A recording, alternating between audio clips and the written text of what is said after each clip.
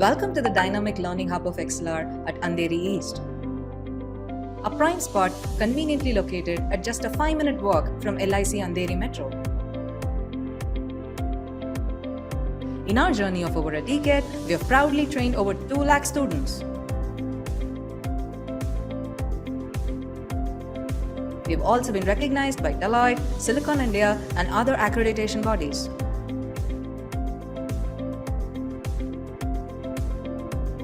Experience learning like never before in our spacious and comfortable classrooms. With high-definition projectors and state-of-the-art acoustics in place, we ensure effective learning even to the farthest point in the room. A hybrid mode is a game changer as you can enjoy the benefits of a light classroom from the comfort of your home. Even if you happen to miss any classroom session, you can still attend the same session with the same trainer at the same time at your convenience, maintaining consistency in your learning progress.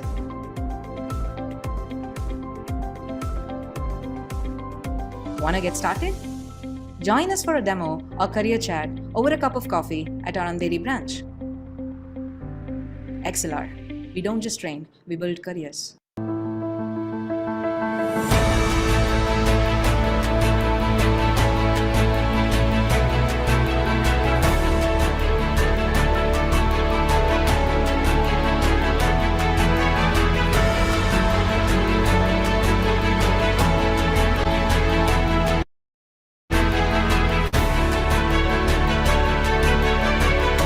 Yes, so the collaboration with XLR was an excellent one. We conducted a Power BI workshop with Excel. 3 days. The workshop was almost 12 hours long in total. Mr. Karthik, who was an amazing trainer, helped the students understand the concepts deeply. I am sure that the students will be able to apply these concepts in their careers as well as their daily lives. The trainer, Mr. Karthik, was an excellent person where he explained in very detailed manner on how to give great insights using very complex data sets.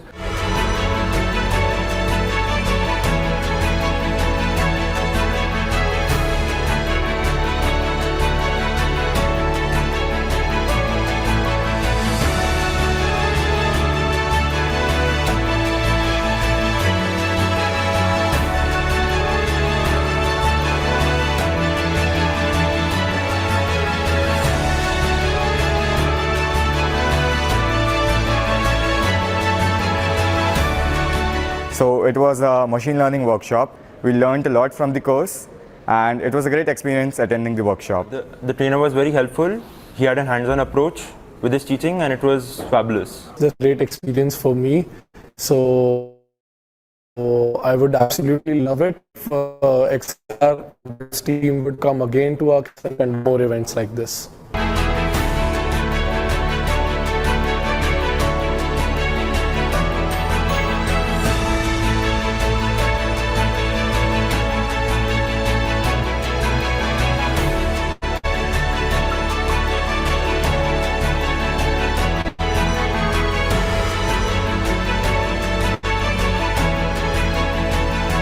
It was a great course and it started from basics and took me to a great extent. The experience of the workshop was really nice. The feedback from all the students was positive. They understood the concept. The workshop was also practical based with some questions. The experience with XLR was workshops smoothly right from the booking of the vendor and deciding the course till the distribution of certificates. In overall, this workshop was a success during our Technical Fest Atmos, and I thank XLR for being a part of it.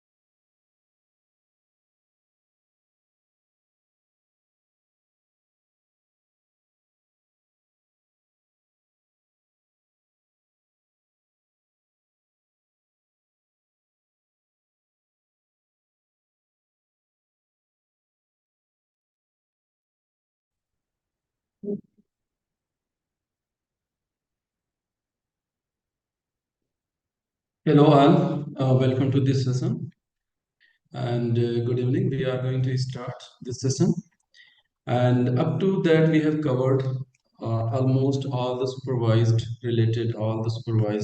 machine learning, and today we are going to work on unsupervised learning. Okay, so let me first share the screen, and if anyone can confirm that my screen is visible or not, then it will be good. Am I audible and my screen is visible?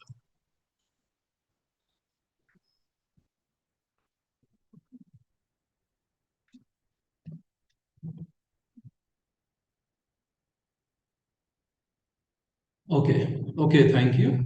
So let's start with some theory and then we are moving to the practical part. Okay, so as usual that I have shared here the project, all the data set and Jupyter notebook. Okay, so we are going to cover two different types of the unsupervised learning. That will be hierarchical agglomerative clustering, and other will be our k-means clustering. And we need these two data sets. So I have provided here Jupyter notebook and for these two algorithms and the respective data set in CSV file. Okay, so we will have customer and university data set. So I will share the link when we are going to start coding part. Okay, so that you can download and you can work on this. So in the same repository, I'm putting day-wise. Okay, so if you already have the link, okay, you can go and directly download. Okay, so again, I'm going to share, and when I will start the coding, again I will share. So let's first understand what is supervised learning and unsupervised learning, and what we have covered up to before these sessions. Okay, so let's first understand a little bit about supervised learning. So okay, so it will be unsupervised and supervised. So let me little bit explain that what will be the supervised and unsupervised learning. Okay, so in supervised learning, we already have seen that supervised learning, we have labeled data.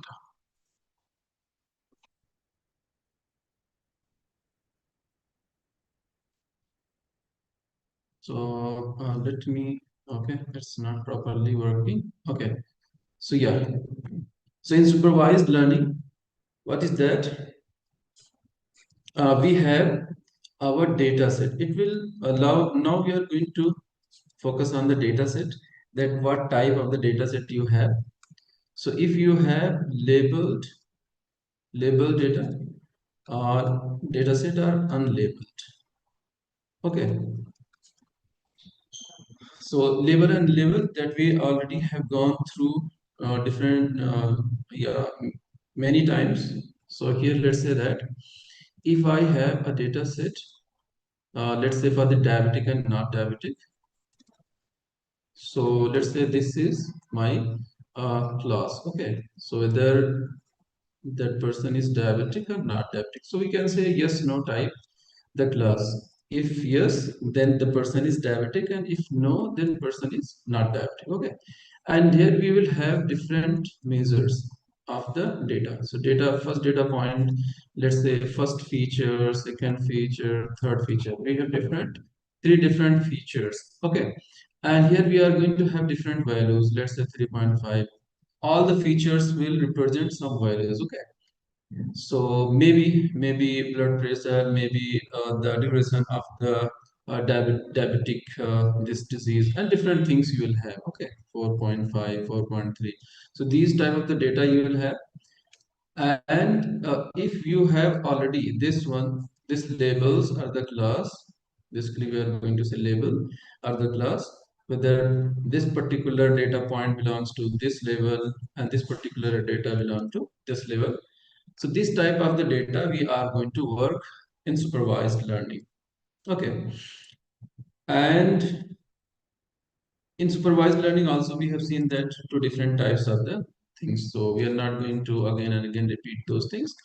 But let's say that our data is unlabeled. This data we don't have. This thing we don't have. We have only these features. We have only input features, these things, and we don't have that which class a particular data point belongs. So what we are going to do? We are going to do on the basis of similarities of the data. We are going to cluster them in different groups, okay, on the basis of similarity. So here you can find out that these data points, those are in red color, here these data points, green color data points, some blue colors, and the different types of the data, okay. So these data points belong to, this red one belongs to another group, another cluster, and this belong to another cluster, and these belongs to another clusters, okay. So how we are going to find out? We are going to find out on the basis of similarity, okay. So let's first go and understand that what will be that unsupervised,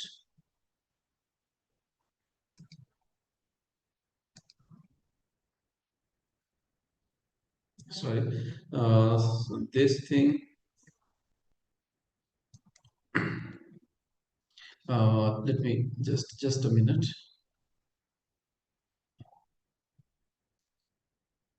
Okay, so we will try to understand what is clustering and two different types of the clustering. So before that, let me explain about unsupervised. Unsupervised basically. So what we are going to do in unsupervised. So first thing that we have our data set, and this data set is unlabeled. So unlabeled means that we don't have our output. Okay. So here we have input features, and in unsupervised or unlabeled data, we don't have output. Okay. So say output feature are the labels. Okay.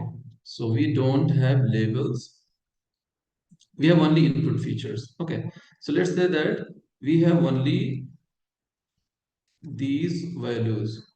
So let's say same thing, you can correlate that we have data set about the diabetic persons, but we don't know which data point is belonging to diabetic disease, diabetic person, and which data is belonging to not diabetic. So we don't have this one. Okay, we don't have this output, we don't have the labels, but we don't know that which person, which data point belongs to diabetic and which belongs to not diabetic.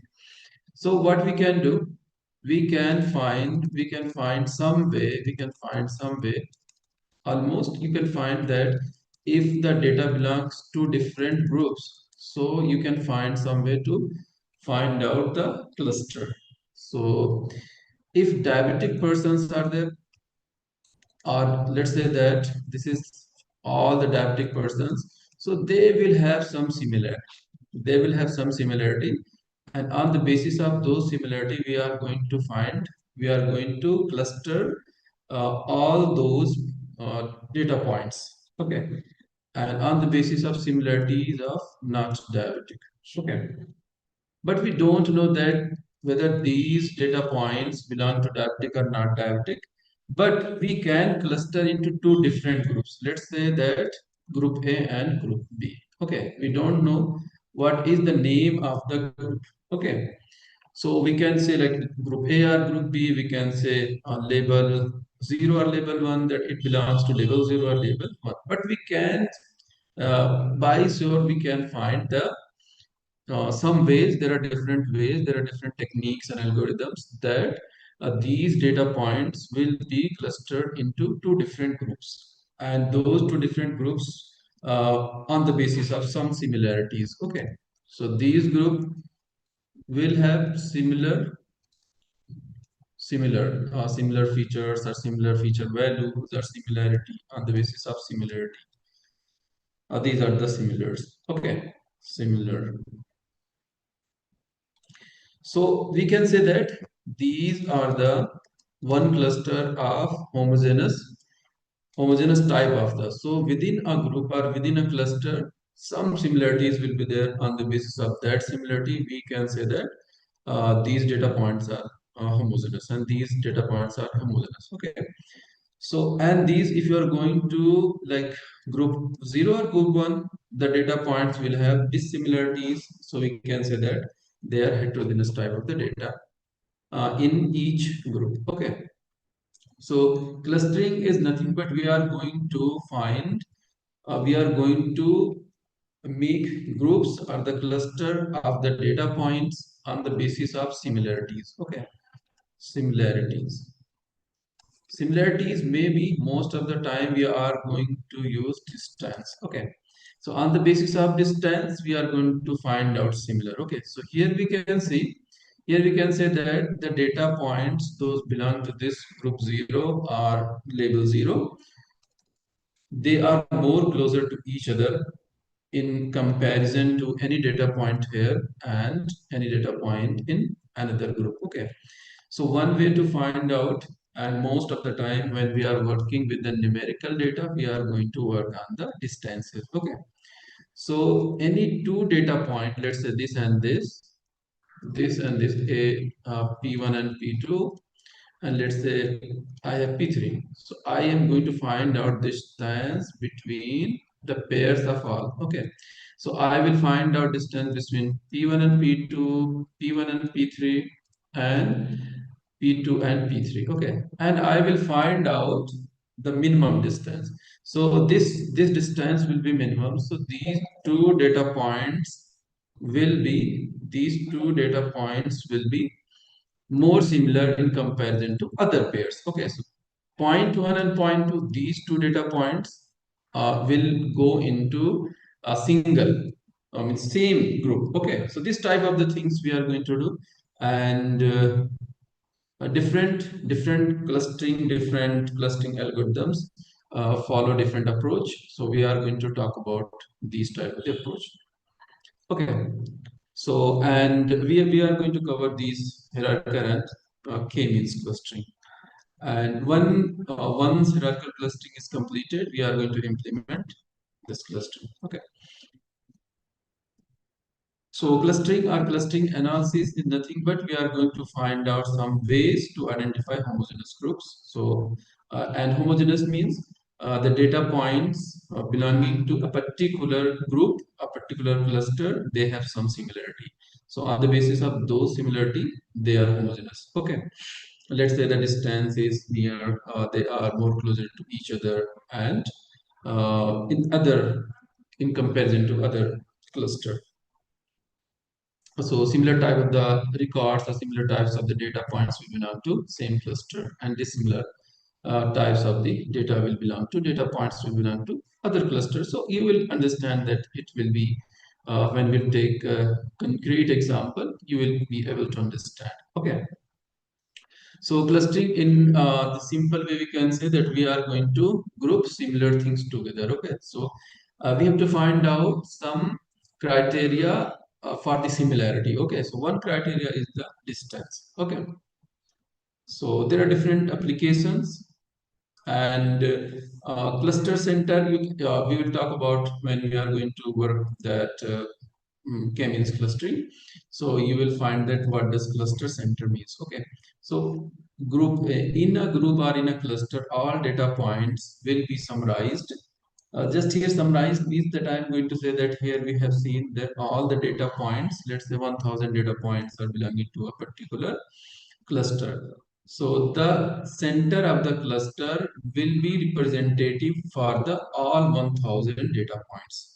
Okay, so we are going to represent whole cluster with center value. Center value, that center value may be mean, may be median, and different algorithms use different central value. Okay, this is just an example of that clustering that nature has given us clustered. Okay, so these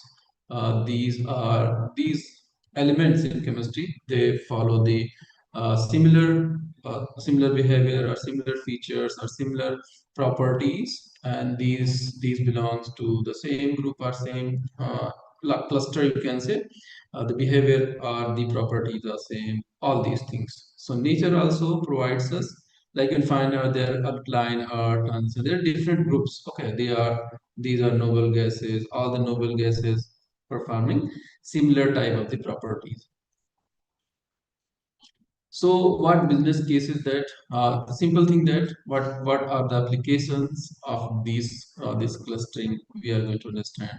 What will be the applications of the clustering techniques, types of the pages on the web. Okay, what types of the page?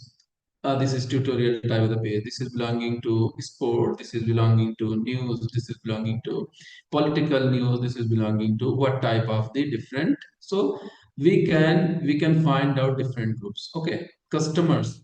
We can cluster. We can find the groups of the customers for a particular market. Let's say e-commerce website. Okay, so we can group the customers. We can find out the clusters of the customers in different group. Let's say one high spending customers, other is frequently shopping customers, other is very less spending customer. Different types of the customers we can customer segmentation or customer clustering, that is very much used in real life.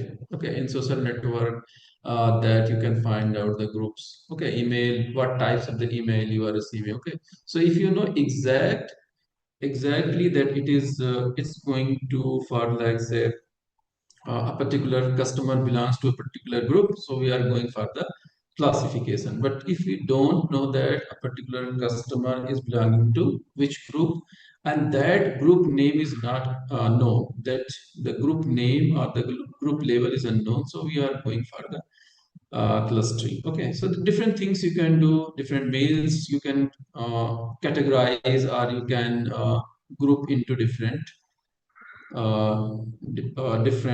groups or in different clusters. Okay, so let's focus on the hierarchical clustering, and then we are going to implement the hierarchical clustering. So hierarchical clustering basically focus on what, that it tries to find out hierarchy between data points, hierarchy among the clusters. Okay, so let's say this is a cluster and this is a cluster. Okay, and another cluster is there. So is there any hierarchy between these two clusters, these three clusters? Hierarchy among the clusters. Okay, so how can we do that? We are going to start, we have to follow some mechanism. So one is agglomerative and other is opposite of this agglomerative. Okay, so but most of the time we are going to use agglomerative clustering. So when you have data points, you are going to work like this. You have data points, different data points you have, and let's say these two data points are more closer, so they will be clustered in a single cluster. Now you are going to find out, this is a cluster. Now you are going to find out that which data points are more closer to each other. So let's say the center of this one and these are more closer to each other. Okay, now let's say these two are more closer to each other. Now we can say that this group and this group is more closer. So there will be hierarchy. These two will come in another cluster. These two will come in a single cluster. Then these two and this will be a cluster. Okay. So I will explain properly so that it will be easy to understand. Okay. So let's take the example of the hierarchical clustering. Okay, and we are going to work on this, and that will be a tree type. So it may be let's say that you are going to cluster these two looking similar on the basis of similarity. These two are similar, so we are going to put into the cluster. Okay, so let take another example, that will be that you are going to work on this. Maybe on the basis of the edges, on the basis of these things, that let's say this is more similar. So first you are going to put into this. So let's say, let me take another example. Let me take me another example, then it will be easy to understand. Okay, it may or not be easy to you. Let's say we have different data points, and on the basis of distance we are going to work on. So let's say one data point is here, another data point is here, another data point is here, like these 5 data points we have. Okay, and we have just what, scatter plot. Okay, different data points we have. So what agglomerative clustering and this clustering will do, what it will do, it will try to find out distance between each pair. Okay, it will try to find out distance between each pair. Then what it will do, the least distance, let's say the least distance is between these two. Okay, so it will make a cluster. So this will be your first cluster. One cluster is created. Now it will find out the center point of this cluster. Okay, center point of this cluster, and it will try to find out. Now we have how many data points? 1, 2, and this cluster center point 3 and 4. Now we have 4 data points, or 4 smaller cluster, you can say. This will be treated as a single cluster, this will be treated as a single cluster, and this will be treated as a center cluster in the beginning. So all the single data points at first stage will be treated as the clusters. Okay, now what you did, you performed and you made first cluster. Okay, with the 2 data points. Now you are going to find out the distance. Now we have how many clusters? 1, 2, 3, and 4 clusters. Now you are going to find out distance between the clusters. Okay, so you will find the center point of this cluster C1, and this one you are going to find out the distance. You are going to find out this distance. You are going to find this distance. So distance between all the clusters. Okay, now you find that this cluster and this data point belongs like more closer. So what you will do, you will make another cluster. Okay, now this cluster is, okay, this cluster will be your C2. Now you have this cluster C2 and the data point in this cluster's center. Let's say this is the center, and you have center of these. Now you are going to find out distance between this data point, and this cluster. So now you find that these 2 distances are the minimum. Okay, so now what you will do, you will find another cluster that will be your C. Now what you are going to do, now you have only 2 clusters, C2 and C3 remaining. So what you will do, finally you are going to merge these 2 clusters into a single cluster, that is your C4. So at each step, the first step, what we did these 2 points. Okay, let's say these 2 data points were 1, 2, 3, 4, 5. So this was 1, this was 2, this was 3, and this was 4 and 5. So we can say 1, 2, 3, 4, and 5. These data points were there. So first 1 and 2 were clustered. So they were clustered, and we got C1. Okay. Now what we did that this one C2, that is C1 and C3. So now we clustered them, we got C2. Now we find the C4, these 4 and 5 data points were go into C3. Okay, now finally we clustered them in C4. Okay, so this type of hierarchy you will get, and at the starting, each points will be treated as a single clusters. Okay, single cluster, and same way going upward, you are going to make cluster. Okay, so suppose that you need only 2 groups. Okay, 2 clusters are only 2 groups you need. Okay, so what you will do, you can decide that where you are going to stop. Okay, so at this point you are going to stop, you are not going to create the fourth cluster, that is C4. So you will get C2 and C3. So you'll get C2 and C3.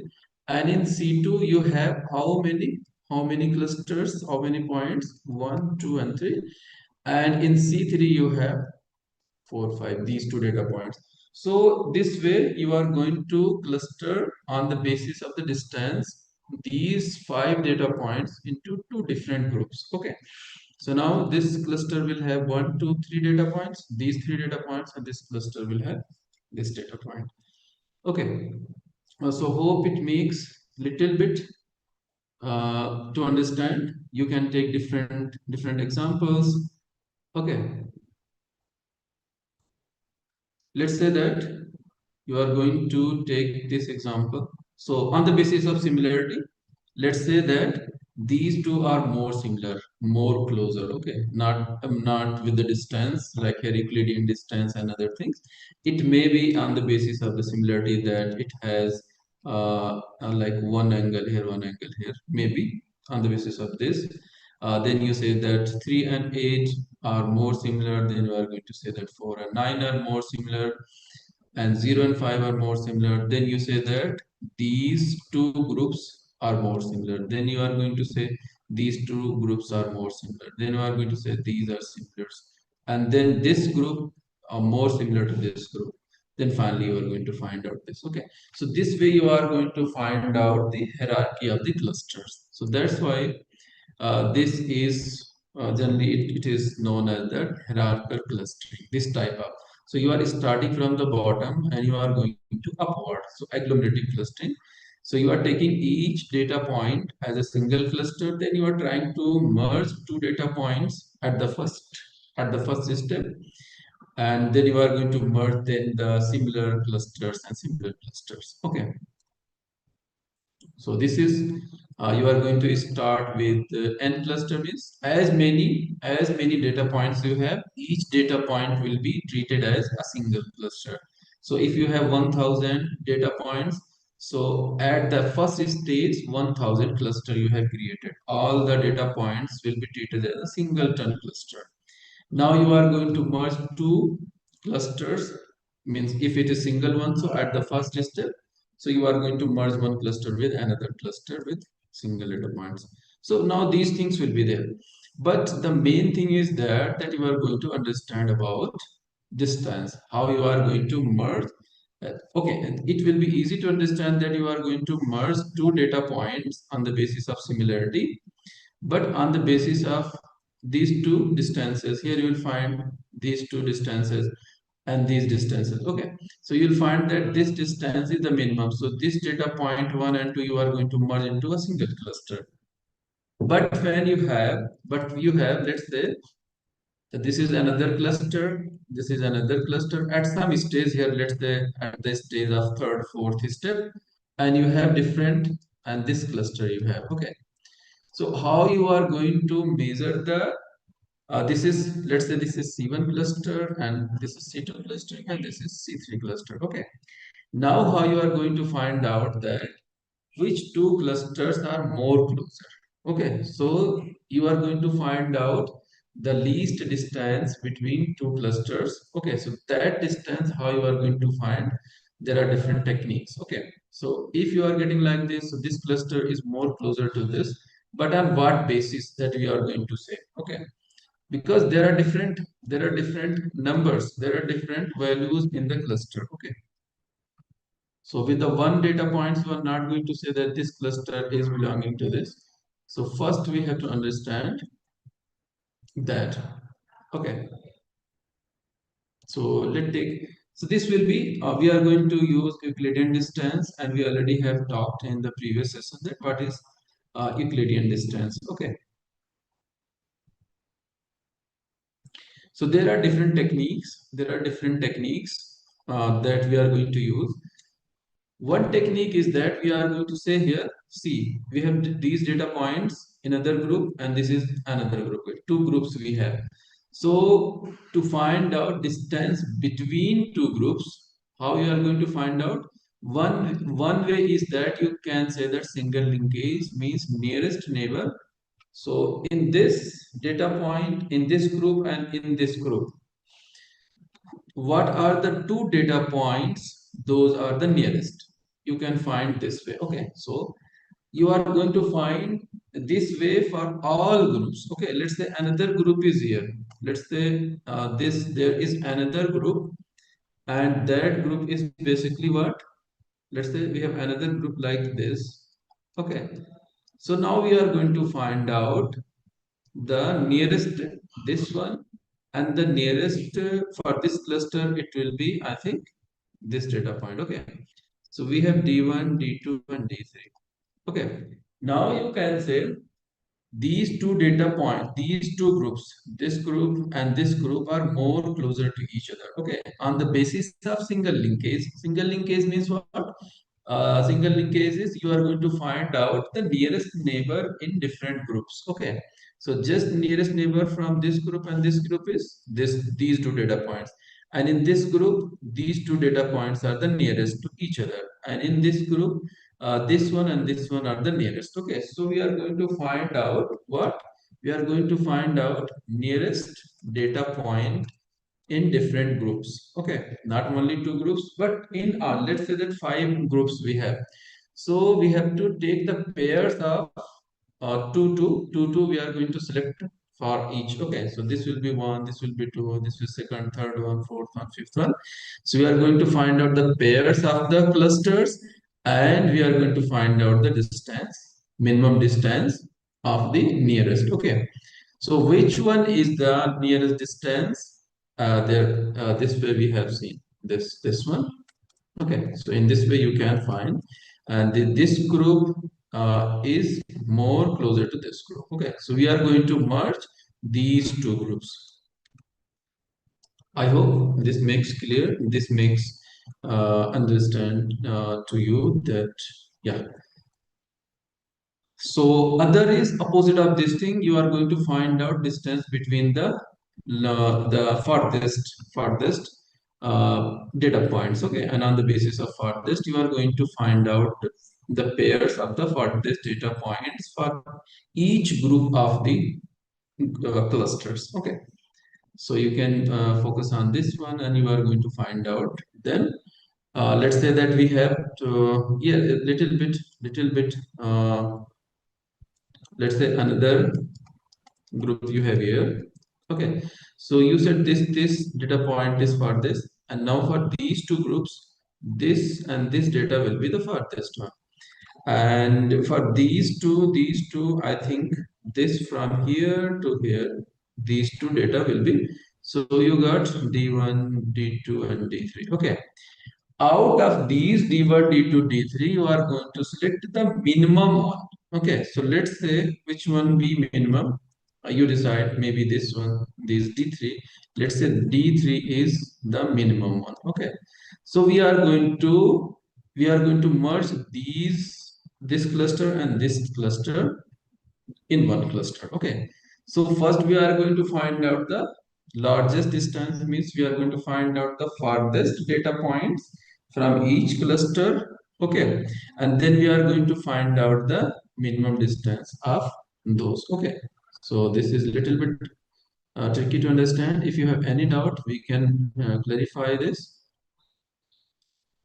Okay, so let's move to another type of the technique. Okay, so other is simple. This is very simple, that you are going to find out the distance that will be average, means you are going to find out the distance between all the data points. Okay, and then you are going to find the average, and then you are going to find the minimum average distance. Okay, so which one the minimum? The two data points, two groups having the minimum average distance will be merged into a single cluster. Okay, so you have, let's say, three clusters, 4 clusters. So you find all the distances from one cluster to another cluster here. Okay, you get the average of this, let's say the D1, and the third group you have here, and the average of this and this is, let's say, D2, and here the average of this and this will be D3, and you have to find out the minimum distance of the averages. Okay, then you are going to decide. And the centroid is basically you just find the centroid, and on the basis of the centroid, you are going to find the minimum distance between the centroid. If these two clusters contains the minimum distance between the centroid, then you are going to merge those data points. So you can find like this. How you're going to find the linkage? This is the distance between centroid. You find the centroid, and you are going to find out single linkage. The nearest data point you are going to find out from the two different clusters. Here, complete means you are going to find out the for this data point, and then you are going to say this will be the distance between these two clusters. And mean, you are going to mean or the mean or these things, you are going to find out the all distances between all pairs of the data points, and then you are going to take mean of this. Okay, so I think there is no we don't have too much data, too much time to go for these things. But let's quickly we go. We have 1, 2, 3, 4, 5. These 5 data points, and values are like 1, 1 here, and it is 2. Oh, yes, 1, 2, or 2, 1.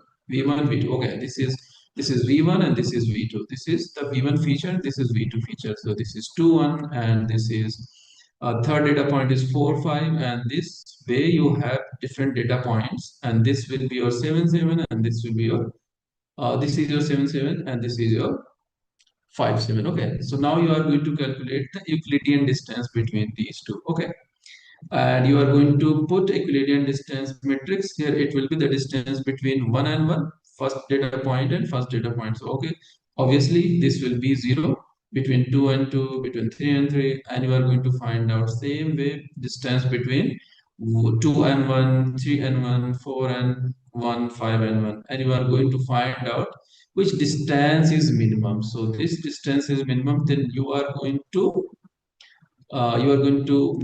merge. You are going to merge data point 2 and data point 1. So you will get these two data points.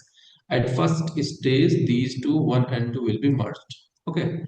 And after merging, you find that these are the centroid of the data points. Okay. So centroid will be nothing but you are going to find out. Here you can find out centroid. We are taking single linkage. So distance between the minimum distance means you are going to find out the nearest data point. Okay, so just take from these two the minimum one. You are going to merge 1 and 2. So from these two, which one is minimum? You are going to take 5 and 4.5. So 4.5 is minimum, and here 7.5 is minimum, and 6.7 is minimum. So this type. Now you have this cluster. In this cluster, you have 1 and 2 data points. Okay, data point 1 and data point 2. Now you have 1, 2, 3, 3 different clusters. One is the composite cluster, and here these 3, 1, and 4 data points are single data points, singleton clusters. Okay, so same way you are going to find out distance. Now you have to find out which one minimum distance, that is 2.2. So you are going to merge 3 and 5. Okay, so after merging, where it is, you are going to merge, no, yeah, 2.0, this is the minimum. So you are going to merge 4 and 5. So after merging 4 and 5, you will get this one, another cluster B, and you are now going to have all the minimum data points in 4 and 5. So in 4 and 5, what is minimum here? Here you will get 6.7, and here 2.2, and here 0. So here is 6.7, here 2.2, and 0. Again, you are going to find out the minimum distance from these 3. So you are going to find out that what is the minimum distance. This 2.2. Now you are going to merge B and 3. Now B and 3 is merged. And now finally B and 3. In B and 3, what is the minimum distance that you will find? Okay, so this way you can merge, and you will get a cluster that is first stage 1 and 2, that makes another cluster. Then 4 and 5 were merged, and then 3 is merged with 4 and 5. So you will get this another cluster. If you want only 2 clusters, you can go like this. Okay, so you can stop here if you are like further you want to put into like in single cluster, you can go to this. Okay. So this type of the hierarchy, if you are getting, so this hierarchy and tree type hierarchy is basically known as the dendrogram. Okay, so that is very important, and we are going to work on the we are going to work on. Okay, so you can take just an example. This one 1415. This is your data set. So let's say Caltech. So where Caltech is, this is the Caltech. Okay, and these data points like 1415 100 256 and these things are will be taken like this. Okay, this is first data point, and within the first data point you have different features, feature 1, feature 2, feature 3. Okay, so these are the feature values like this. And Cornell, let's say that you are taking Cornell, where it is this one 1281 1280 and this. Now you are going to find out distance between these two. Okay, so how you'll get distance? Simple. Just you have to subtract first part and square, plus add, subtract the second part, second feature values, square and add, and then third, and you are going to do like 1415 minus 1280. 1415 minus 1280, then you are going to square, then 100 minus 83, you are going to square, then sorry, then 25 minus 33, then square, then like these things you are going to do, and you are going to add all these, and you are going to take the square root of this, then you will get your Euclidean distance. Okay, so this way you have to do for the all pairs. Okay, now you'll get this first data point, that is Brown, distance between Brown and Caltech, distance between Brown and CMU, distance between Brown and Columbia. You have to find out all the distances for all pairs. Okay, so Stanford, distance between Stanford and Purdue. Okay, so all these distances you are going to find out, and at the first stage you are going to say what, that these two data points are the most closer. So you are going to say these two data points will be will be merged in a single cluster. Okay, so this way you will go, and how you are going to find out that what will be the like how many clusters you are going to say. Okay, so if you are able to find out the dendrogram, you can check. Okay, if you're cutting here, so you will get two clusters. First cluster will go all these data points it will have, and the second cluster will have like this. If you are cutting here, you will get how many? 1 2 3 4 1 2 3 3 clusters. So in one cluster you will have these things, and in the second cluster you will have these things. Here you will get 1 2 3 4 clusters. In the first cluster all these data points, in second cluster all these data points, and here the third cluster will have 3 14 24 and 21, and in the last cluster there 16 and 18 it will have. Okay, so we'll see that how you are going to work. So let's move to the our that we have some time to implement this. So first thing, that go and download this unsupervised. Also I am sharing here the project. Okay, this one repository, and in that repository I have passed here unsupervised learning, that is clustering. Okay, so in this you are going to work. You can go, and let me share first. Let me share first for the all. This is the GitHub repository. You can go to the day 13 unsupervised learning, that is clustering here. Okay, so in that you have different files. Okay, so we are going to work on this hierarchical clustering now, and that will take the university. So you download all four, and you like upload to the Google Colab. Okay, so let's go. I have already these files, okay, locally. So I'm going to first open Colab. Okay, so you can go and search Colab. You can go to this welcome to the Colab, and you will get here, and you can go for the upload, browse, and wherever you have downloaded you can go. So in day 13 I have here. Okay, so these two, hierarchical clustering, that is agglomerative basically, and k-means, these two notebook you have. So you just go for the hierarchical agglomerative clustering notebook. Okay, and in that notebook we are going to use basically which data set. Okay, for this thing we are going to use basically customer one. Okay, and okay, let's just do the customer one noise. And so for that thing, what we need basically the customer CSV file. So we have to upload here. So you can upload here in this folder. This is your working folder. This will contain all the data set, all the sample data set here. It is connected. Now you can find sample data set already provided by Google Colab. So you can upload your data. That is, we are going for the customer. Okay. It's okay, and you will get all your data set uploaded here. Okay, so let it upload first, and we are going to work properly. Okay, so make sure that you have downloaded these two, like hierarchical agglomerative clustering.ipynb file, and in this we are going to use customer CSV. Okay, so that you find here my customer CSV data is uploaded. You can go and copy the path, and if you are locally working and your data is in same location where your this IPYNB file notebook file is, so just go like this.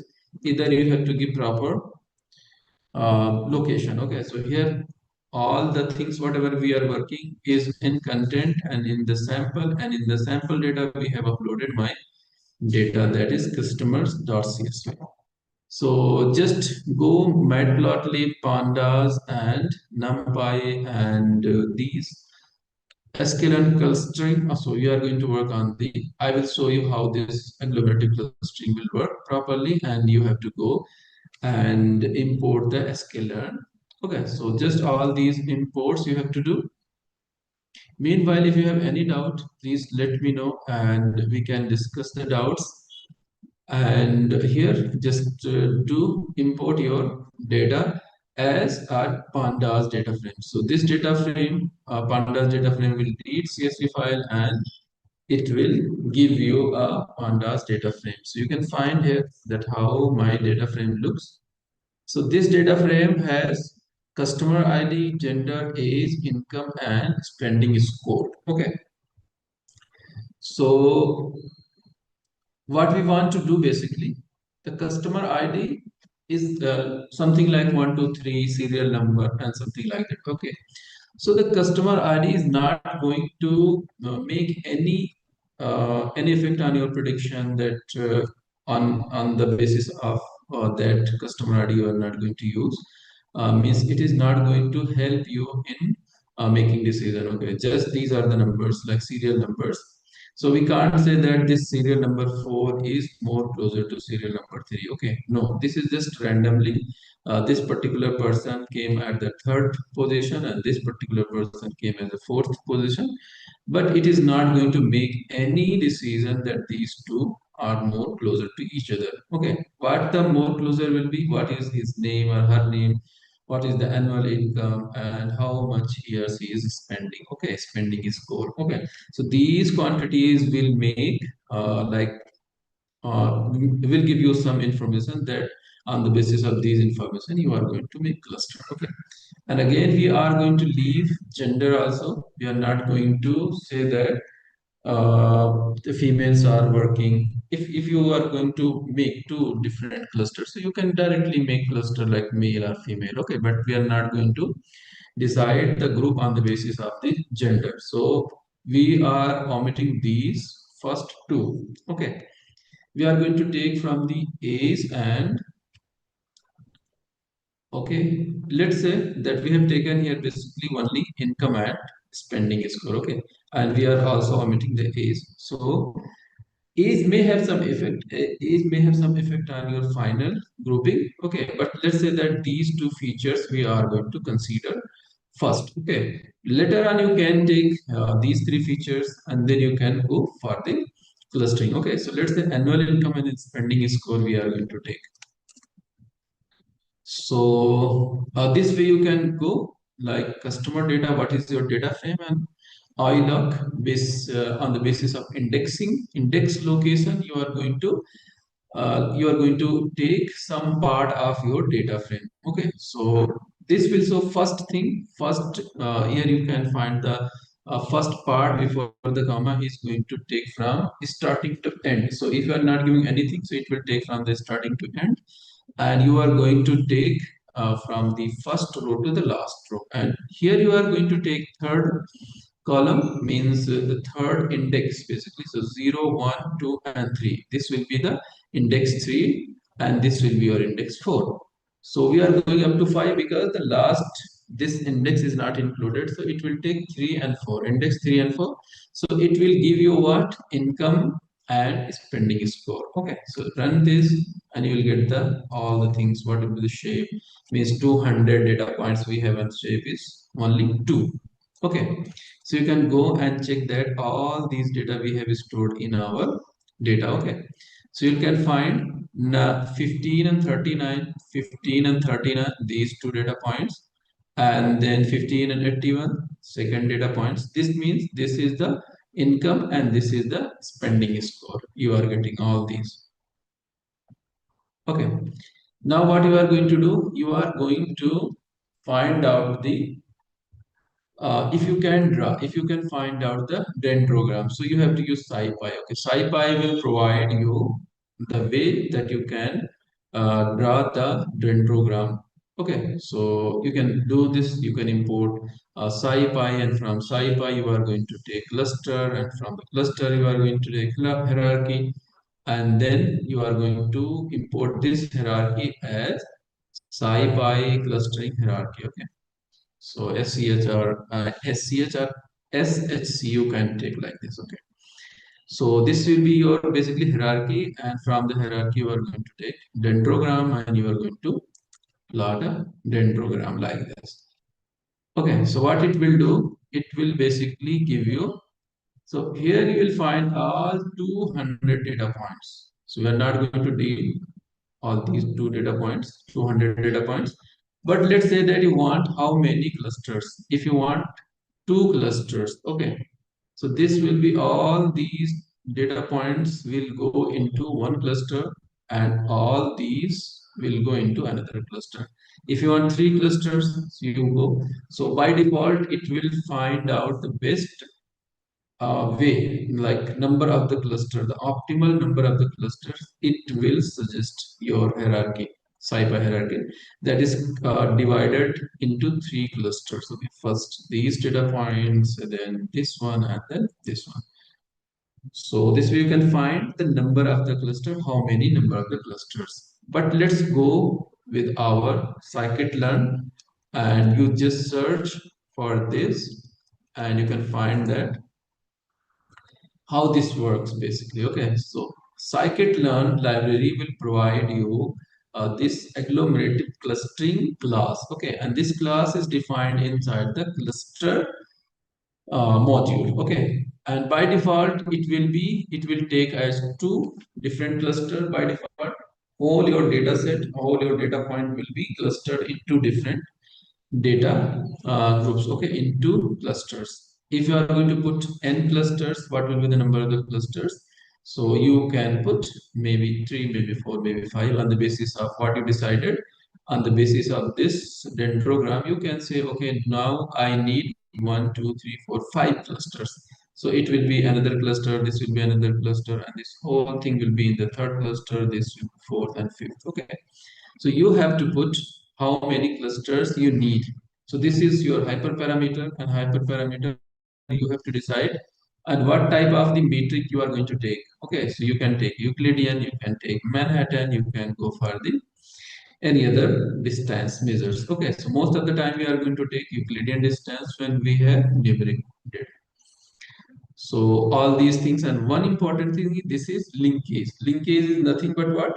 We are going to find out distances between 2 different groups. Okay, so how you are going to find 2 different groups, distance between 2 different groups, that we have already discussed, that is single linkage, or like the nearest data points you are going to find out on the basis of the averages, on the basis of the for this data point. So okay, these things you are going to take In such method, there is another board method. Okay, so it will take these things.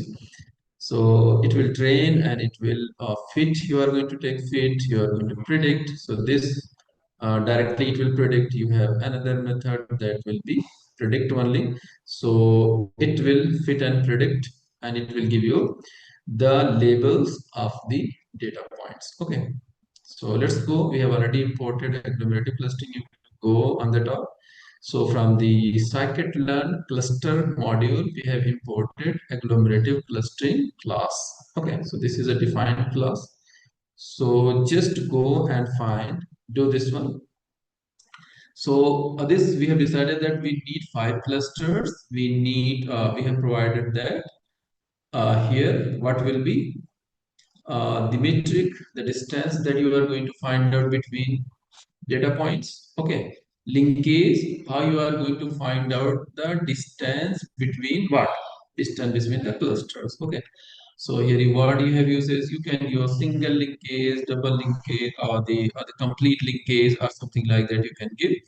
So just you run this one, it will create a cluster. That is your model. Okay, now you are going to pass, you are going to fit predict. This will take what? It will take your data point and it will provide you what? Label. Okay, label means what? It will provide label that this particular, let's say this, you are going for the 5 clusters. Okay, so for the 5 cluster, it will take from 0, 1, 2, 3, 4. Okay, so for the 5 cluster, it will give 5 labels from 0 to 4, and it will try to find out, it will group into these, it will be basically your group number. Okay, so all the data points, let's say all these data points belong group 0, all these data points belong to group 1, all these data points belongs to what? Group 2, all data these belongs to group 3, and these data points belong to group 4. So for this particular data, whatever the data point is, let's say 2, 3, 5, and something like that. Okay, comma this one. So this particular data, for the data, your fit predict will return what? 2. It will return 2. For this particular data, it will return 1. For this particular data, your fit predict will return 3. Okay, so this fit predict method is going to return the label of the data point. Okay, so the particular data point belongs to which label that it's going to return. So let's go and predict. Okay, so this 4, 3, and this. So you can go and you can check this one basically. So first data point that we have taken 15 and 49 only. So this data point belongs to what? Belongs to group 4. Okay. Second data point belongs to group 3. Third data points again belongs to group 4. And this way you can find these data points belong to group 1. These data points belong to 0, 0, 0. Okay, so from 0 to 4, how many clusters you need? 5 clusters. So it will divide all the data points, it will group all the data points into 5, starting from 0, 1, 2, and 4 labels. Okay, so it will give labels. Now you are going to decide that which data point belongs to which label. Okay, so this last data point belongs to the group 2. So this way you can go and you can find the particular cluster. So this will be first data point belonging to cluster 1, second data point belonging to cluster 3, and like this. This 198th data point belongs to cluster 2, and the last data point, the 200th data point belongs to cluster 2. This will give you. So you can run this one, and now you can, yeah, that is good. This one you can find out, you can concatenate your data point with the cluster, and basically this is nothing but this is cluster label. So now you have made that all the data points, which data point belongs to which cluster. This is nothing but group number.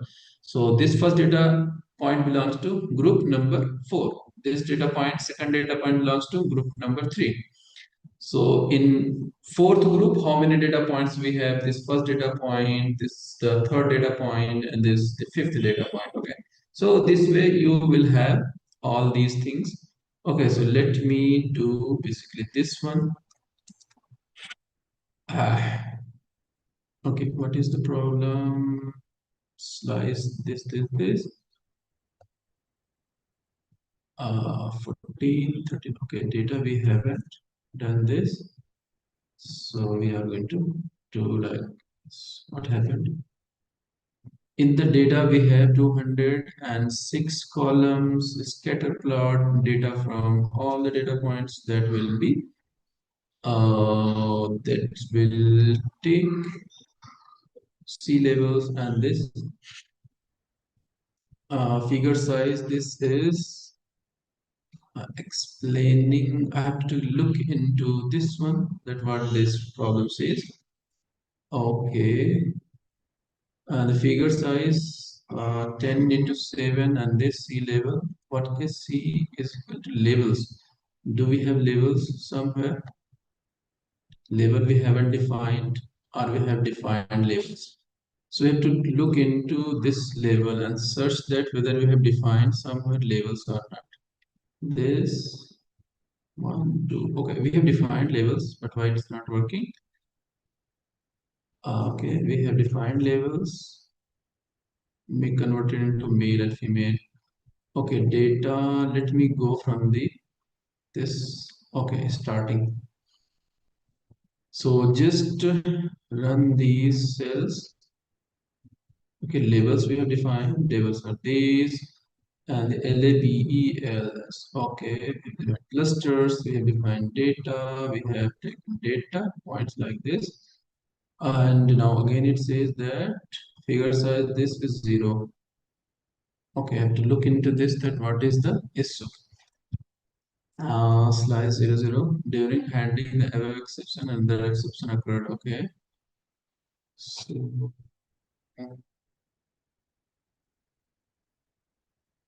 from the data,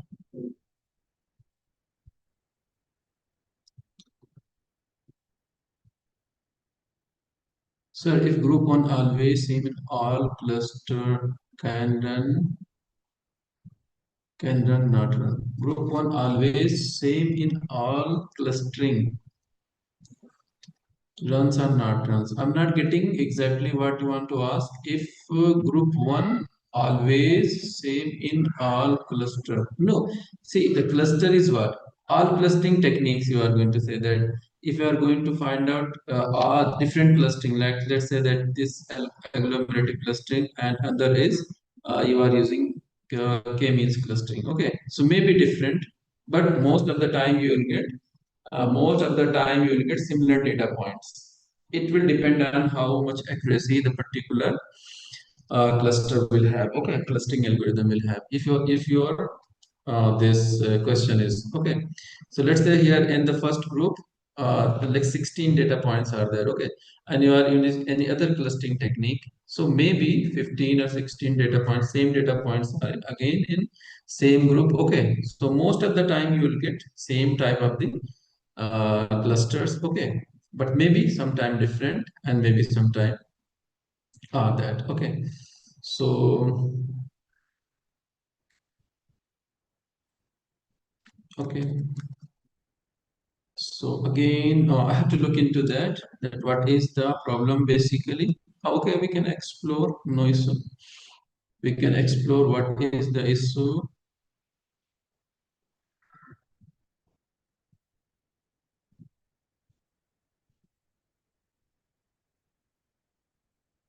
Okay, scatter, annual income spending, score levels, all these things. Okay, let me check that if it's working or not. Okay, that's properly working. So we have to do all these things. What was the problem? Okay, we can go with proper this technique. Okay, this customer ID, this annual income, we can access with the column names exactly. Okay, so let it accept.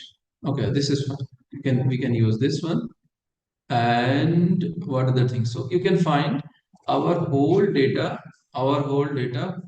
points are converted into 5 different groups, because what we have taken here, how many clusters we have taken here? 5 clusters. Number of the clusters are 5 and labels are 0 from 1. Okay, so you can check this type of the clustering. You can find if you need only 2 clusters and 3 clusters or 5 clusters, so you can go this way, and you can draw the graphs also like this. Okay, so same clustering technique, agglomerative clustering, you can apply on the university data. So just go to this and upload this university data set. And what we are going to do, we are going to, where the university, we are going to take copy and we are going to put here this one. Okay, so okay, just import all these things. We have already imported SQL and these things are the first one that we were doing with the customer data. Now you can do with industry data, same thing. All the things are the same, that we are going to take, let's say the status code top 10, all these. Okay, all these numeric values instead of the number. So instead of these university names, we are going to take all these things. Okay, so for data, so first thing that what we have done, we have normalized these values. Okay, so min max normalization. We have gone through the feature engineering when we were doing feature engineering, how we are going to do standardization and normalization. Okay, so to make our data points into same scale. Okay, in a same scale. Here, this SAT score is very high. Okay. Can we code in Java also in machine learning? Yes, yes, we can. We can code. Why we use Python everywhere? Yes. So basically, see, that is the main thing, that why we are using. We can code in Java. There are different libraries. Okay, we can use. Okay, but most of the time, why we are using Python? Because when you are going to deal with huge data, Python has a lot of many libraries like pandas. Okay, like pandas, that is very efficient when you are going to deal with huge data set. Okay, so this will be used for the like pandas library is very efficient to do all the type of the data pre-processing and data preparation and data related whatever data things you are going to do on the data. Okay, analyzing and pre-processing and cleaning and different tasks you can perform. Okay, and this will be related to data. And now whatever the machine learning algorithm, different machine learning algorithms you have. Okay, so you will get many machine learning libraries, like we are using this scikit-learn. Okay, that are very efficient, already done all these things. Okay, and in machine learning you will get almost all type of the algorithms that you need not to write from the scratch. Okay, like here we have just imported scikit-learn, sklearn, and we imported clustering. Okay, and just imported agglomerative clustering, and in 2-3 lines you are going to do all these things. Okay, so other thing is that the community that the for the library and the modules, those they are working. Okay, so community is very huge, very big community for the Python. Those are working for the machine learning and data science basically. Okay, and you will get a lot of the libraries for the machine learning. Okay, that will make your life easy. And other thing, that if you are going to make prototype of your product. Okay, so in Python it will be easy to make your product prototyped. Okay, so easily you can make a machine learning model, easily you can do whatever you want with Python. Okay, so this is the like easy to learn new one. If anyone don't know any programming language, okay, so if you are going to learn Java and you are going to learn Python, so Python will be very easy to learn. Okay, so this there are many different many, you can say, many different applications and different advantages of the Python programming that nowadays are used. Okay, Not only you can do it in C++, you can do in Java, but when you are going in Java, you have to put a lot of efforts. Okay, so maybe that whatever we are going in Python, we are using simple library, and we are going to use, and you are going to write in 2-3 lines, and you can done all these things. Okay, but let's say that that particular task you are not going to, you don't have any library in Java, so you have to do all those things in like from the scratch. అంటే మనం చూసికి confident ఉంటే మన సాధారణ మనకి expect మనం చూసికి course type చేసాం కదా అసలుకే మనం ఎక్స్పెక్ట్ అంతకు గట్టి మాట్లాడాలి అనుకున్నాను సాధారణ నేను ఏమంటే గట్టిగా చెప్పాలా ice You are not properly audible, and please try to write any doubt, any question in the chat. Okay.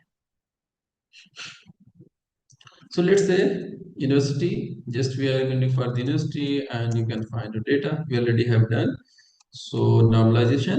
So in the EDA and the feature engineering, I talked about that if your this expenses in thousands, okay, like 22,000, and this accept is in like tens only. Okay, so your machine learning algorithm may consider the high values feature, may give the more weightage. Okay, so for what that thing we are going to normalize all data. So if you are going to normalize your data, so all the data here, let's say the feature set, feature top 10, accept, and all these will be in same range. Okay, when you are going to normalize. So min max you are using for the min max normalization, and you will check that what will be these things. Okay, so let's put the dendrogram, and you'll find like this, and you can decide that how many clusters you are going to perform. Okay, so let's say 4 cluster you are going to do, and you are going to find out this cluster, then you are going to find out labels, then same thing that earlier that what you have done, and same thing you're going to do. So you'll find that your the first data point is belonging to cluster 0, second data point belonging to cluster means fourth, it will be the fourth cluster we have. So the last cluster label will be 3, and the first cluster label is 0. So 0, 1, 2, 3. So all data points will have either 0, 1, 2, 3. Okay, so this way you can go, and you can go with different data sets. Okay, and you can go for the clustering techniques. Okay, so we have I wanted to cover one more clustering technique. So we have time, and we can cover. So if you have any doubt related to hierarchical clustering and agglomerative clustering, either in theory part or in the implementation, so you can put into chat and we can discuss. Okay.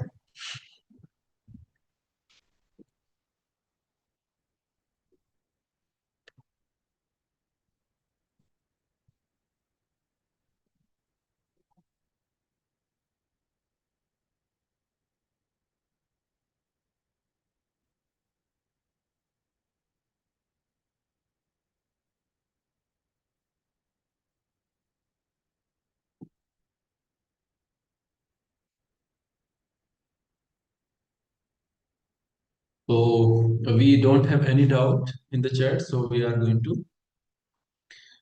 take this one. Little bit theory, it's very easy. It will not take too much time. Okay. So one hierarchical we have covered, and we are going to take it as non-hierarchical. Okay, so it will not make any hierarchy. It will give you final how many clusters you need. Let's say 4 clusters. So it will give you 4 cluster directly. It will not make any cluster inside the cluster. Okay, so in hierarchical, you will get the bigger cluster inside. You will get the smaller clusters, many smaller clusters inside the bigger clusters. Okay, so this will be the thing that you have bigger cluster inside the smaller clusters. Then inside the smaller cluster, you have more smaller clusters. But in the k-means clustering, we don't have this type of the hierarchy. Okay, so we are going to find out the number of the clusters, how many clusters, k clusters. So let's say k value is 3, 4, 5. Number of the cluster value is 4. Okay. So your this k means clustering will divide in 4 clusterings. Okay, clusters. So let's do that how it will work. First, what you have to do? First, you have to decide that how many clusters you need. Okay. So let's say that you said I need 4 clusters. Okay. So what we'll do?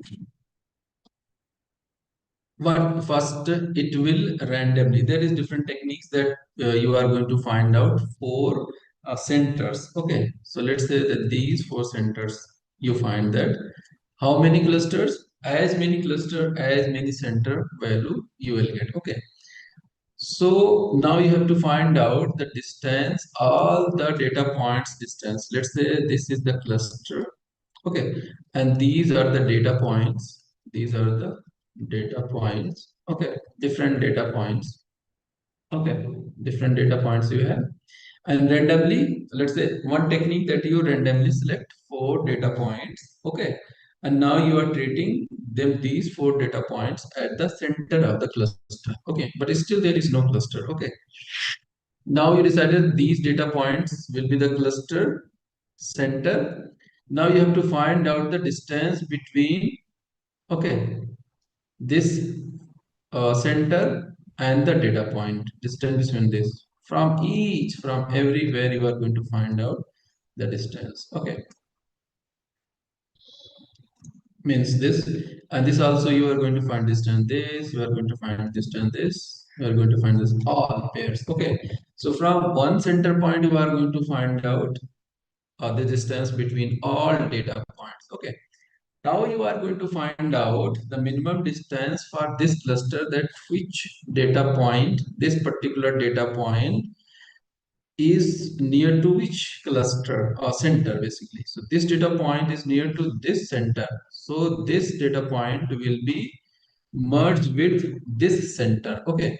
Now this data point is near to this center. So this data point will be merged to this center. Okay. This data point is near to this center. This will be merged with this. Okay. This may be near to this and near to this. So accordingly, it will be merged to that data point. Okay. Now, once you decided that these data points are merged to this. So let me put like this so that it will be easy to understand. Okay. On the basis of similarity, these data points are merged with these clusters. Okay. Okay. We have some doubt. I hope this is attendance. Okay. So now what we have done? At the first step, we decided randomly 4 data points. We chosen 4 data points and treated them as center of the data, center of the cluster. Okay, still we don't have any cluster, but these 4 points we have. Now we have to find out each data point. We have taken each data point and we find the distance from the each cluster center. Okay. So this data point will belong to this center because this is the nearest one. So this way you are going to put all the data points to the nearest center point, to the nearest like center or the centroid basically you can say. Okay. Now you have decided, when you decided that these are the things, that these data points belong to this, now you are going to do what? You are going to find out the centroid of this cluster. So now centroid may be same point or may be different. Okay. So maybe here it will be, and that point may be from the data point also, and maybe any new point. Okay. That is not in our data point. Maybe like this. All these green points are the data points. This red point was at the first time in data point in data set, but now let's say now the cluster center is calculated using you are going to find out the centroid of the data points. You are adding all the data points and dividing by the number of how many numbers are in this particular center. So now you get this data point. Now this point is not in our data set. Okay, so this may be in our data set and may not be our data set. Okay, now what it will be, let's say our new center is here. Now new center is here. Now new center is here. Okay, so again, you are going to find out the distance between the one point and different center, new center. So you are going to find this distance, you are going to find out this distance, you are going to find out this distance, you are going to find out this distance. And on the basis of the minimum distance, you are going to say that this particular this data point is now belong to this particular centroid. Okay, again you are going to do, again you are going to make cluster center will be updated. Again you are going to make cluster, you are going to, so these things you are going to repeat. Okay, and always in each step you are repeating, and when your center point or the centroid is updating, means your centroid point is little bit updating new with a new value, so you are going to perform again the same thing, that you are going to find out the distance and you are going to find out again centroid. Okay, when your center point, your centroid is not, when your centroid is not updating, what you are going to do, you are going to stop there. Okay, and finally let's say that at this point we got that this is my this particular data, this particular point in this color is my final centroid. Okay, and now this centroid is not going to update again. Okay, because this is not changing, so all the data points belonging to this are same, and the centroid is same, and centroid is same, and centroid is same. Okay, so centroid is not being updated, so you are going to stop there. Okay, now whatever the centroid value is, this centroid, this data point, those centroid value are your central value, and you are going to use those values to represent all the data points inside that particular center. Okay, that particular cluster. I hope it makes sense. And okay, so again similarity, and on the basis of similarity you are going to find out the distance. On the basis of distance you are going to find out the similarity. Okay, so here there is no hierarchy, and it is useful for the large data sets. Okay, so for the algorithm, or for this the procedure, how you go, you are going to select n data points or the k data points. Okay, if your number of the clusters, you have decided that k or n, whatever. Okay, so okay, so this is basically the what is that objects and how many data points you have. Okay, so out of them you are going to find out k clusters. Now you are going to find out the center. Okay, so k centers, like we have taken 4 centers. Now you are going to assign the particular data point to the nearest center. Okay, or the centroid. Then again you are going to find out for the each new cluster, you are going to find out the centroid or the mean. Then again you are going to find out the data point with the nearest, you are going to assign the data point to the nearest centroid or the cluster. Okay, again you are going to take mean, and this will be, you are going to repeat again and again. And finally when your data, the cluster centroid is not being updated sufficiently, so you are going to stop. So you can take random partition, randomly you can choose the number of the centroid, that particular centroid, or you are going to use a specific, you can like 4 center, 4 cluster you are going to perform. Okay, so what can you do for the 4 cluster, you can choose randomly 4 points in your data set, and you first time you say that these data points are my center, and you are going to assign each data points to respective centroid. Okay, so respective center on the basis of minimum distance. Okay, So a particular data point will go to the nearest center. Okay. Now you assigned all the data points to nearest center. Now you will find that cluster. Okay. Now for that particular cluster, you are going to find what centroid. So centroid may be like updated or maybe same. Okay. So if centroids are not updating, you are going to stop. If it is updating, you are going to repeat same thing again. Okay. So from all the data points, you are going to find the distance between data points to centroids. Okay. Now you are going to again do these things that you are going to assign the data points to the respective centroid. Okay. So again, this question you can find same questions if you are going to assign into two different clusters, then what will be? So we already have calculated the centroid. Here you can find. So by start, we are going to say that start with the clusters, and that these 1, 2, 3 will be in cluster A, and 4, 5 in cluster B. Okay, so now you are going to find out. So this thing that user defined initial partition. Okay, so by default you are going to partition that these data points will go in this particular cluster and these data points will go in this particular cluster. Okay, or you can say that centroid way. If you are going centroid way, so you have to choose particular data point. Okay, so whatever I have discussed here, I went for this specific the second rule. Okay, so that you can choose how many clusters. You are going for 4 clusters, so you choose 4 centroid. Okay, 4 center point.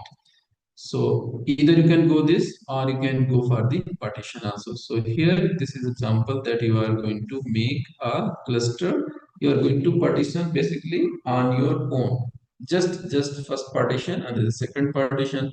Then you are going to find out the centroid and these things centroid. How can you find? Just add the respective features and divide by how many numbers are there, how many data points are there in a particular. So in A, 3 data points are there, and B, how many 2 numbers are there, 2 data points are there. Okay.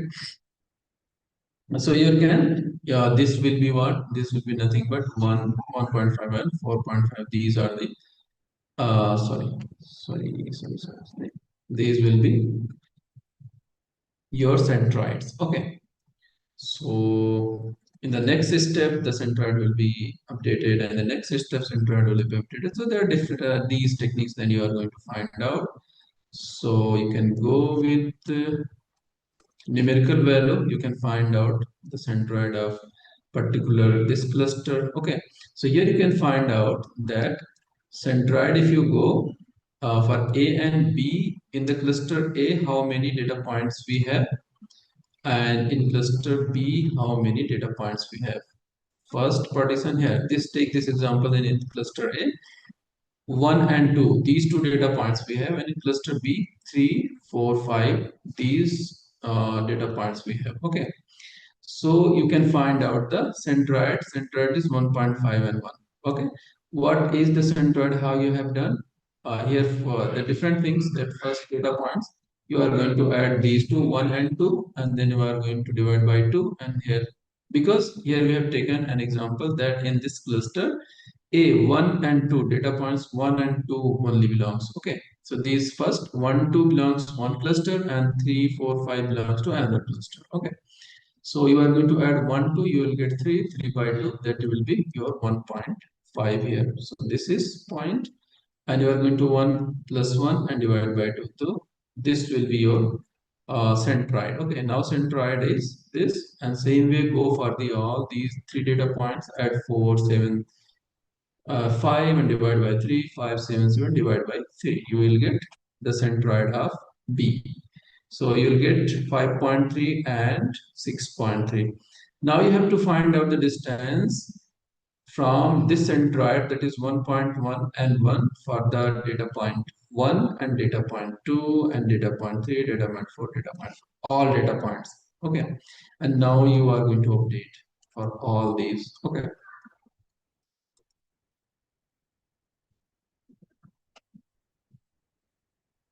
So let's not do this one. This will make confusion. Okay. So let's go and implement our k-means clustering. So I hope that you have already downloaded the dataset and other things, IPYNB file. So let's upload and let's do in another file. Okay. So Colab you can import and you can run the Colab, and what you are going to do basically, we are going to upload here. We are going to upload here k-means.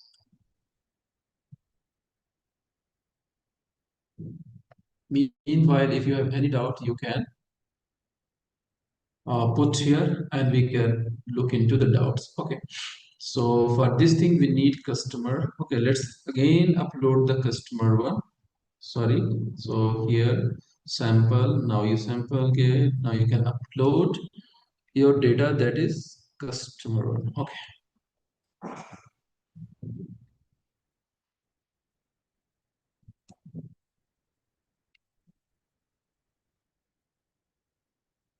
Okay, so for that thing, you have to put the customer data. You are going to this copy and just put here the path of your data set. Okay.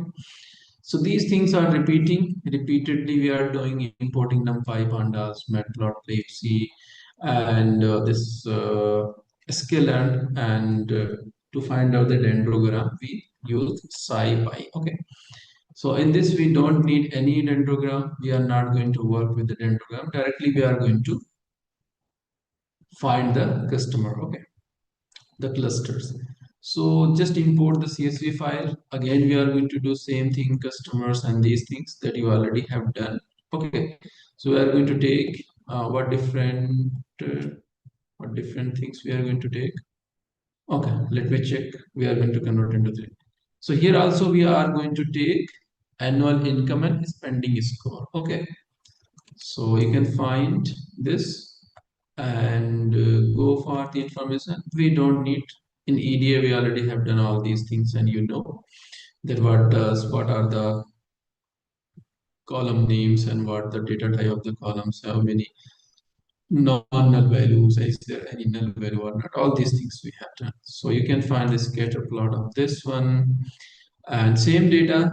So you are getting, so we haven't divided into the clusters. So by looking the cluster like this scatter plot, you can find out, okay, this, okay, we can find this will be in different cluster, this will be in different cluster, this will go in different cluster. Okay, but if you have like huge numbers of the data set, okay, like millions of the records we have, okay, so maybe that you are getting a scatter plot very like closely.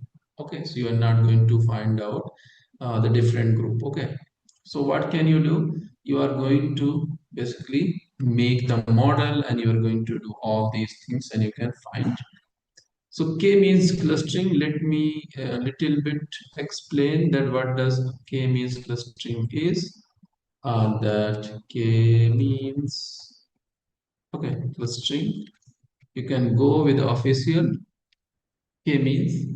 So scikit-learn, we are using scikit-learn, and from the sklearn we are importing cluster, and from that we are importing K means. That is our class. Okay. So by default, you will have how many clusters? By default, it will make group of the 8 clusters. It will do like this. Okay. And for the initialization, it will use k-means plus plus some algorithm that it will take to find the initial clusters. Okay, now then it will go, and how many times it will go? Maximum iteration 300 times it will go and update the cluster centroid. Okay, so all these things are there, so you can check all these things. So just we have imported here this sklearn.clusters, and from this we have imported k-means. Okay, so exactly you have to write k capital, m capital, everything exactly as it is written, like here. scalar cluster, okay, and k means is basically defined with k capital and m as lowercase, okay. M is also in uppercase and others are lowercase, okay. So we have done all these things up to there. Yeah. So from this, we are going to take only annual income and spending score. Okay. So this will be your X are your data, input data, and we don't have the output, or we don't have the class or the labels, the target value. So we are not going to have your Y value. Okay. So these are the things you are going to use. Just K means, okay, K means is not different. Okay, so we haven't run this one. Okay, you just run this one, K means, and this K means is basically nothing but it is an object in Python. Okay, so you can give the number of the clusters, how many, 3. By default, it will take 8 number of iterations. You are not going to up to 300 iterations. Let's go up to 50 or 100 like this. Okay. So make sure that all these things, if it is not provided, so by default it will take some values. Okay, so that's nice. So, and all these things, again, I'm saying that all these things, number of clusters, maximum address, and which type of the initialized algorithm you are going to take. So all these are the parameters for this particular machine learning algorithm, that is clustering algorithm, and this will be known as your hyperparameters. Okay, these are the parameters for this class. It will take these parameters, but you are providing the values, so these parameters will be known as hyperparameter in machine learning. Okay, so tomorrow we will look into that, how you are going to optimize, how you are going to find out optimal value of a particular hyperparameter. Okay, so like what will be the optimal value of this number of the clusters, what will be the optimal value for the max iteration, and in classification also we have seen different hyperparameters. So we'll try to find out that how you are going to find out the optimal value of hyperparameters. Okay, so that will go into the hyperparameter tuning and model, like to find out when you are going to find out the best model or the best accuracy, best model. So that model should have the optimal or the best value for the particular hyperparameter.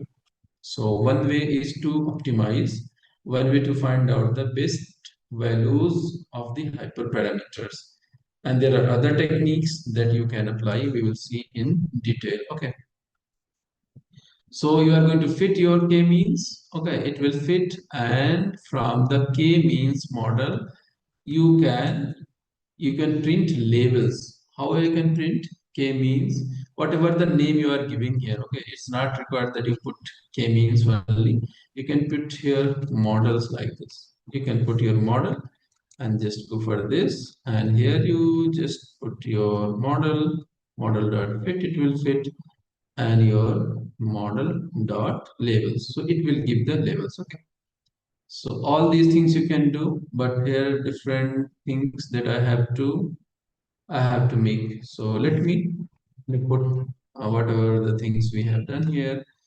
Sorry. So this will be for the k-means. Wherever I have k-means, then I'm going to put my model as k-means. Okay, so you can do this. Okay, you can plot, scatter plot. Again you'll find. So here you can find out that I'm going to take only 3 clusters. Okay, number of the clusters. You can find 5 clusters and like this.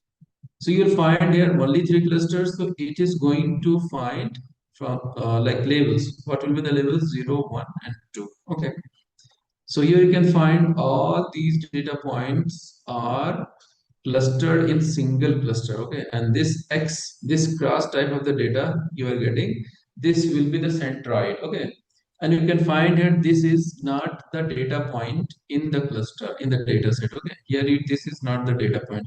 So your centroid may be a data point in your data set, or this cluster centroid may not be data point. Most of the time you will get like some value that is not in your data set. Okay, so these centroid values will represent whole cluster data points. Okay, so this point will represent whole green data points.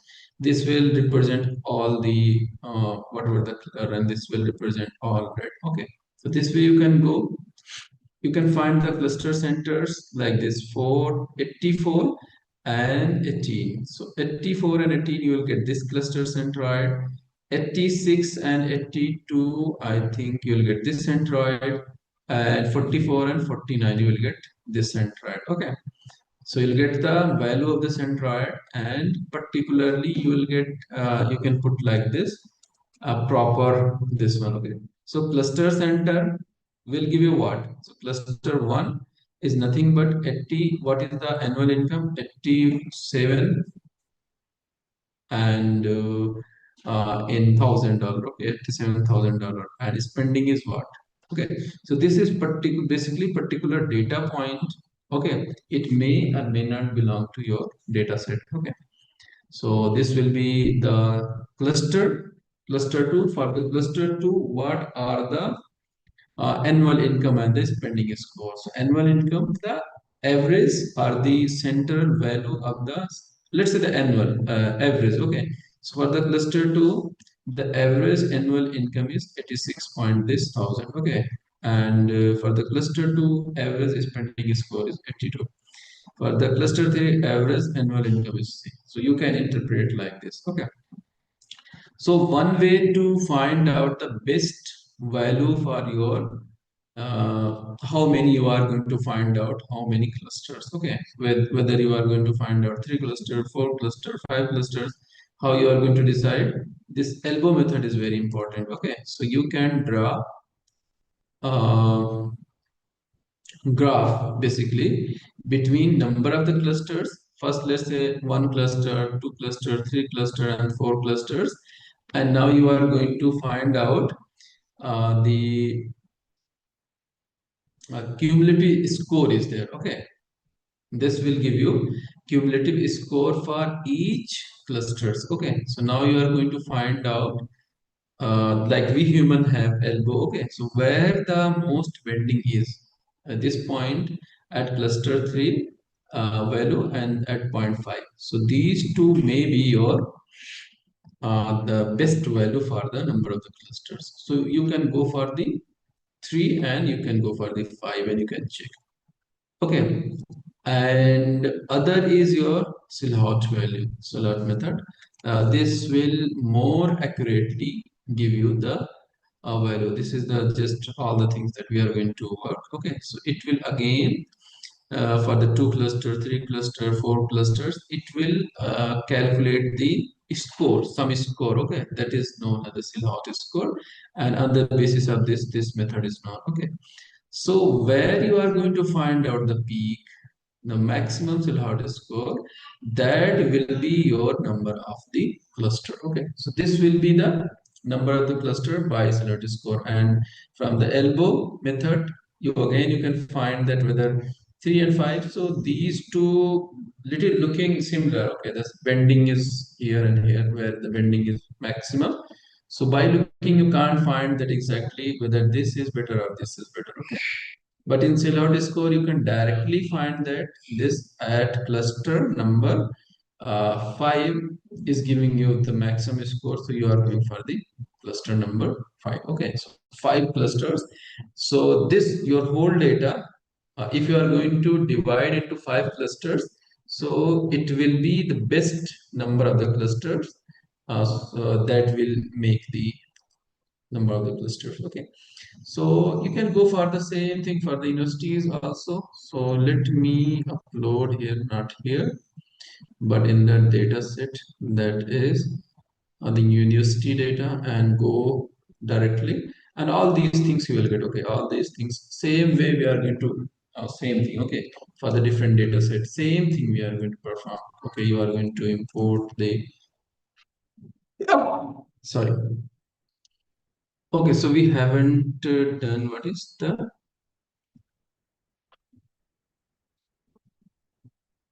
path. Okay, so you can put the proper path. Okay, so now you get university data CSV file converted into your pandas data frame. So you have, again, we have these things and you are going to perform. Okay, let's go for the Silhouette score. And on the basis of Silhouette score, you find that what will be the best number of the clusters. Okay, so the best number of the cluster is what? 3. You can go for the 5. So see, this is the another data. Okay, so on the basis of your data set, it will depend that what will be the best value for your number of the clusters. Okay, so in the customer data set, we find that best number of the clusters is 5. And here in the data of the universities that we have taken here, the best number of the clusters are 3. You can go for the 5 also, okay, but the best is to go with 3. So just K means same thing that you are going to do, same thing, number of the clusters, how many, 3, and different parameters if you want to perform, max iteration, how much you want to give. Okay, so you can perform. Either you are leaving all the things by default, okay, you are not passing any parameters. By default, it will find out 8 number of the clusters. It will go for the maximum, how many iterations maximum, it will go up to the 300 iterations, and different thing, different hyperparameters you can find. Okay, so just run this one, just fit your model and find out the levels. Okay, so you can find out the level. First data point is belonging to the level 0, means the group 0. Okay, second data point belongs to the level 1, that is group. Okay, so you will have 0, 1, 2, these type of the 3 clusters you want to find. 3 clusters, so it will be it will give levels 0, 1, and 2, means 3 different cluster. Okay, and here you can find out the center. So you can go and you can check that in these we are taking how many, 1, 2, 3, 4, 5, 6. 6 features we are taking for the this. Okay, so you'll get 6 values, 1, 2, 3, 4, 5, and 6. Okay, so 6, this will be the value for the first feature, this will be the value for the second feature, these values for the third feature. Okay, and this way you can find out for the centroid of the first cluster, this will be the centroid for the second cluster, this will be centroid for the third cluster, and each cluster will contain 6 values separated by comma. Those 6 values will represent value of these features. Okay, set and this. Okay, so this value is 1.18 and to the power 0.3. So this will be this will be something like 0.001181 is value of the set score. Okay, and here you can find like these things. Okay, so you can put and find that which data point belongs to which cluster. Okay, so one thing you can do this also. So directly you can find that this first data point is going to the cluster 0, second data point is going to cluster 1, and third data point is going to cluster 2. These are the labels, and these things you can find out.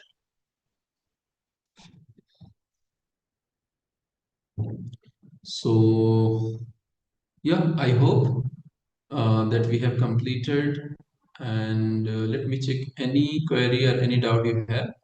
So if you have any doubt or any query, we can take just 2, 3, 4 minutes. We can spend more. We are most near to the end of the session. Okay. So if anyone has any doubt, either theoretical or any type of the coding related or any data set related or any type of the doubt, so we can check. Okay. So please let me know in the chat if you have any doubt, any type of the query or any type of the doubt you have.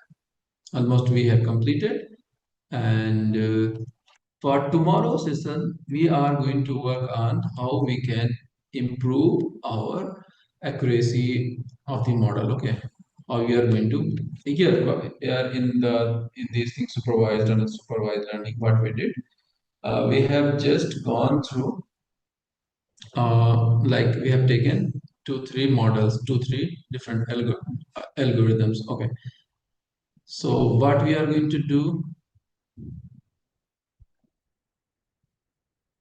attendance link. You will get attendance link, I think, already shared. And if you joined late, if you have joined late, so you will get attendance sheet at the end. Okay. Today is first day. No. Today is not the first day. Today is what?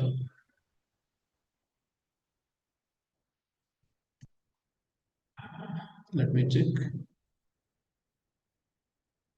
So for the machine learning, today is basically the fifth, sixth, seven. Okay, yeah, it's fifth day. Okay, it's not the first day. It's fifth day, and what? Any other doubt we have here? Okay, so you got the attendance. You can put the attendance. Okay, noise. Yeah.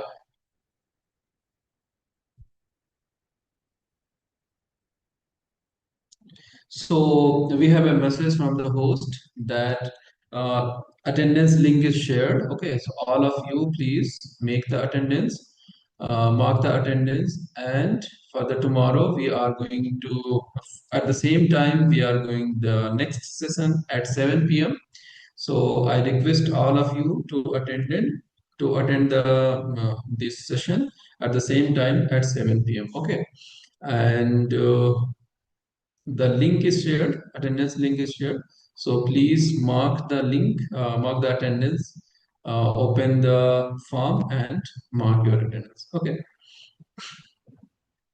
Yeah, most welcome. So we are going to end the session. So Smita ma'am, yes, we can end the session.